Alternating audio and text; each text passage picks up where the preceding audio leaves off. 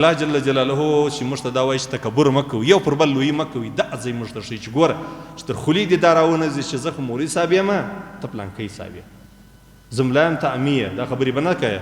و دا ځای دی الله رسول صلی الله علیه وسلم وایي څوک چې د عالم قدر نه کوي هغه زموږ څه نه دي، څوک چې د سپین ږیري قدر نه کوي هغه زموږ څه نه دي.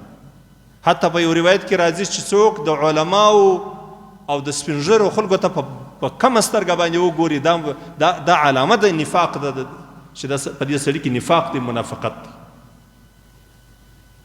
ځکه د الله رسول صلی الله علیه وسلم به په ټوله زندگی چاته دا نه ویل چې زه څوک یم ته څوک یې. دا خبرې نشته په اسلام کې.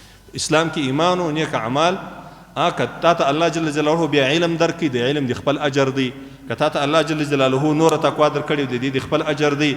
که ته الله جل جلاله په یو نیک خاندان کې پیدا کړی لکه بني هاشم د رسول الله صلی الله علیه وسلم خاندان، دا یو سعادت دی الله تبارک وتعالی ته درکړی دی. دا قدرتي برخې دی الله درکړي ده، په دې کې تا سره څوک سیالي نه کوي.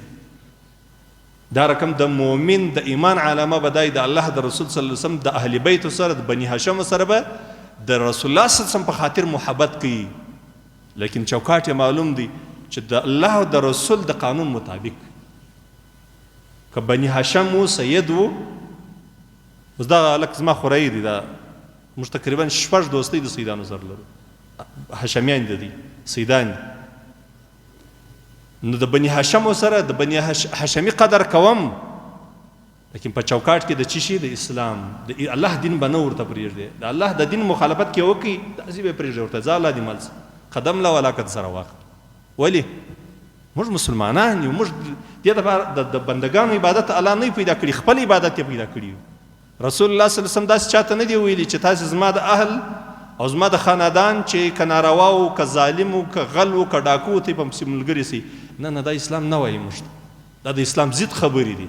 ځکه الله تبارک وتعالی والعصر ان الانسان لفی خسر الا الذين امنوا وعملوا الصالحات. انسانان ټوله په تاوان کې دي ما سوا هغه کسان چې هغه ایمان راوړي او نیک اعمال ترسره کړي.